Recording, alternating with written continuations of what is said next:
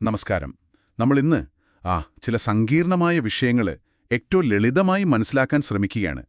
നിങ്ങളുടെ കയ്യിലുള്ള ഈ കുറിപ്പുകളിൽ പ്ലാസ്റ്റിക്കിനെക്കുറിച്ചും പിന്നെ വേദനയെക്കുറിച്ചുള്ള പുതിയ ചില ശാസ്ത്രീയ കാര്യങ്ങളെക്കുറിച്ചുമാണ് പറയുന്നത്. ഇതിലെ പ്രധാന ആശയങ്ങൾ വേർതിരിച്ചെടുത്ത് കാര്യങ്ങൾ എളുപ്പത്തിൽ പിടികിട്ടാൻ സഹായിക്കുക, അതാണ് നമ്മുടെ ലക്ഷ്യം, അല്ലേ?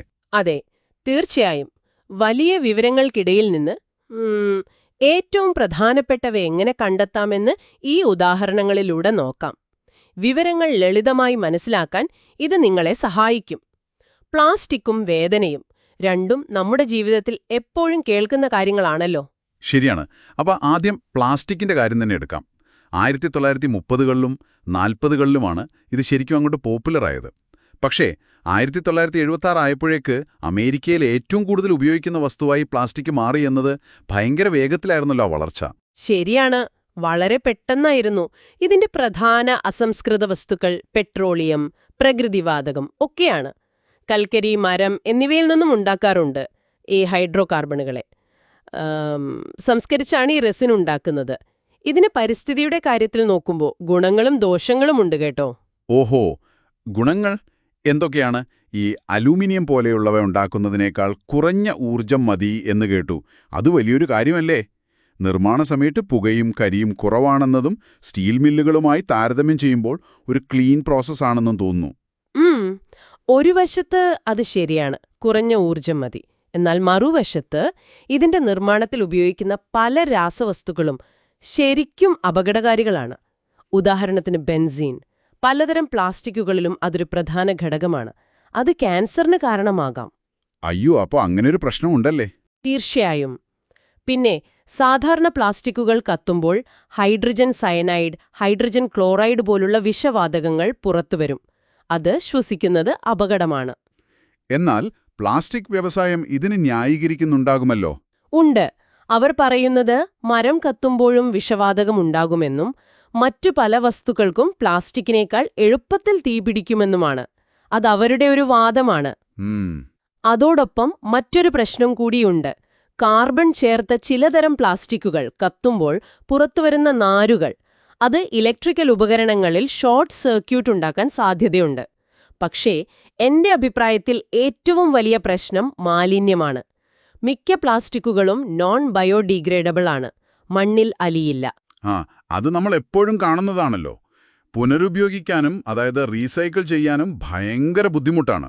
അതെ, ഇത് വലിയ പാരിസ്ഥിതിക പ്രശ്നങ്ങൾക്ക് വഴിവെക്കുന്നുണ്ട്. കടലിലൊക്കെ പ്ലാസ്റ്റിക് മാലിന്യം കൂടുന്നത് വലിയ പ്രശ്നമാണ്. അപ്പോ ഈ പ്ലാസ്റ്റിക്കിന്റെ ഭാവി എന്തായിരിക്കും? ഉപയോഗം കുറയുമോ അതോ ഇനിയും കൂടുമോ? നിലവിലെ സൂചന വെച്ച് ഭാവിയിൽ ഉപയോഗം കൂടാനാണ് സാധ്യത. ഒരുപക്ഷെ പ്ലാസ്റ്റിക് വീടുകളും പാലങ്ങളും ഒക്കെ സാധാരണമായേക്കാം. പ്ലാസ്റ്റിക് വീടുകളോ? അപ്പോൾ അത്രത്തോളം എത്തുമോ? എത്താൻ സാധ്യതയുണ്ട്.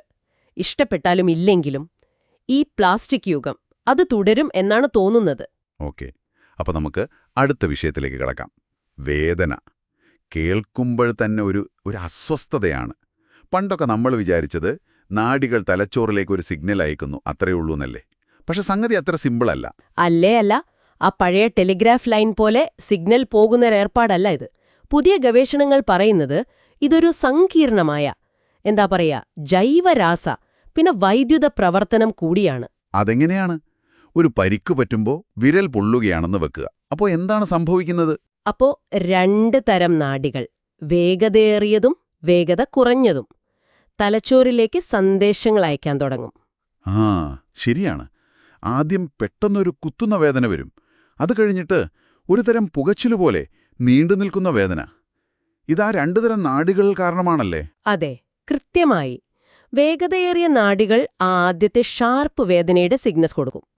പിന്നെ വേഗത കുറഞ്ഞ നാഡികൾ അത് കുറച്ചുകൂടി സമയമെടുത്ത് അത്ര കൃത്യമല്ല, പക്ഷെ കൂടുതൽ നേരം നീണ്ടുനിൽക്കുന്ന അസഹനീയമായ ഒരു വേദനയുടെ സിഗ്നൽ നൽകും. അതോടൊപ്പം പരിക്കേറ്റ ഭാഗത്ത് പ്രോസ്റ്റഗ്ലാൻഡിൻസ് പോലുള്ള ചില രാസവസ്തുക്കളുണ്ടാകും. പ്രോസ്റ്റാഗ്ലാൻഡിൻസ് അതെന്താണ്? അത് മുറിവുണങ്ങാൻ സഹായിക്കുന്ന ഒന്നാണ്. രക്തയോട്ടം കൂട്ടും. പക്ഷെ അതോടൊപ്പം അത് നാഡികളെ കൂടുതൽ സെൻസിറ്റീവ് ആക്കും. അതുകൊണ്ടാണ് പരിക്ക് പറ്റിയ ഭാഗത്ത് പിന്നീട് ചെറുതായി തൊട്ടാൽ പോലും നമുക്ക് കൂടുതൽ വേദന തോന്നുന്നത്. അപ്പോൾ ശരീരം ഈ വേദനയെ എങ്ങനെയാണ് നേരിടുന്നത്? വെറുതെ സഹിച്ചിരിക്കുകയാണോ? അല്ലല്ല, ശരീരം വേദന കുറയ്ക്കാൻ സ്വയം ശ്രമിക്കും. നമ്മുടെ തലച്ചോറും സുഷുമ്നാ നാഡിയുമൊക്കെ എൻകെഫാലിൻ പോലുള്ള സ്വാഭാവിക വേദന സംഹാരികൾ പുറത്തുവിടും. എൻകെഫാലിൻ? ഓഹോ, ശരീരത്തിന് സ്വന്തമായി വേദന സംഹാരികളുണ്ട്.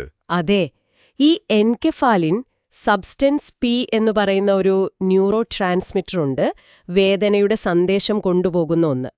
അതിനെ തടയും. അങ്ങനെ വേദനയുടെ തീവ്രത കുറയ്ക്കാൻ സഹായിക്കും. ഇത് ശരീരത്തിന്റെ ഒരു പ്രതിരോധ സംവിധാനം പോലെയാണ്. ഈ പുതിയ അറിവുകൾ വേദന സംഹാരികൾ എങ്ങനെ പ്രവർത്തിക്കുന്നു എന്ന് മനസ്സിലാക്കാൻ ശരിക്കും സഹായിക്കുന്നുണ്ടല്ലേ? തീർച്ചയായും, അത് വളരെ പ്രധാനപ്പെട്ട ഒരു കാര്യമാണ്. ഉദാഹരണത്തിന് ആസ്പിരിൻ പോലുള്ള മരുന്നുകളില്ലേ, അവ ഈ പ്രോസ്റ്റാഗ്ലാൻഡിൻസിന്റെ ഉൽപ്പാദനം തടയുകയാണ് ചെയ്യുന്നത്. അപ്പൊ അതാണതിന്റെ പ്രവർത്തനം. അതെ. പിന്നെ ലോക്കൽ അനസ്റ്റീറ്റിക്സ് പല്ലെടുക്കുമ്പോഴൊക്കെ തരുന്നത്, അത് വേദനയുടെ വൈദ്യുത സിഗ്നലുകളെയാണ് ബ്ലോക്ക് ചെയ്യുന്നത്. മോർഫിൻ പോലുള്ള ഓപ്പിയേറ്റുകളാണെങ്കിൽ നാഡികളിലെ വേദന സ്വീകരിക്കുന്ന റിസപ്റ്ററുകളെ നിർജീവമാക്കും. ഈ അറിവുകളൊക്കെ പുതിയതും കൂടുതൽ ഫലപ്രദവുമായ വേദന സംഹാരികൾ ഉണ്ടാക്കാൻ സഹായിക്കുന്നുണ്ട്. വളരെ രസകരമായിരിക്കുന്നു. അപ്പോ ഈ രണ്ട് ഉദാഹരണങ്ങളും, പ്ലാസ്റ്റിക്കിന്റെ ലോകവും വേദനയുടെ പിന്നിലെ ശാസ്ത്രവും, ഇത് രണ്ടും കാണിച്ചു തരുന്നത് സങ്കീർണമായ വിഷയങ്ങളാണെങ്കിൽ പോലും അതിലെ പ്രധാനപ്പെട്ട വിവരങ്ങൾ വേർതിരിച്ചെടുക്കുന്നത് കാര്യങ്ങൾ വേഗത്തിൽ മനസ്സിലാക്കാൻ എത്രത്തോളം പ്രധാനമാണെന്നാണ് അല്ലേ? അതെ, സംഗ്രഹിക്കുമ്പോൾ, ചുരുക്കുമ്പോൾ കാര്യങ്ങൾ ലളിതമാകും, എളുപ്പത്തിൽ മനസ്സിലാക്കാം.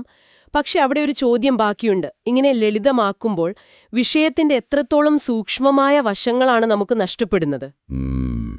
അതൊരു നല്ല ചോദ്യമാണ്. ഈ പരിസ്ഥിതി പ്രശ്നമായാലും അല്ലെങ്കിൽ വേദന പോലുള്ളൊരു ശാരീരിക അനുഭവമായാലും ഈ സംഗ്രഹങ്ങൾക്കപ്പുറം ഒളിഞ്ഞിരിക്കുന്ന ചില സങ്കീർണതകളുണ്ട്. ആ ലാളിത്യത്തിനപ്പുറം എന്തെല്ലാം കാര്യങ്ങൾ നമ്മൾ കാണാതെ പോകുന്നുണ്ട്? അതിനെക്കുറിച്ച് നിങ്ങൾ ചിന്തിച്ചിട്ടുണ്ടോ?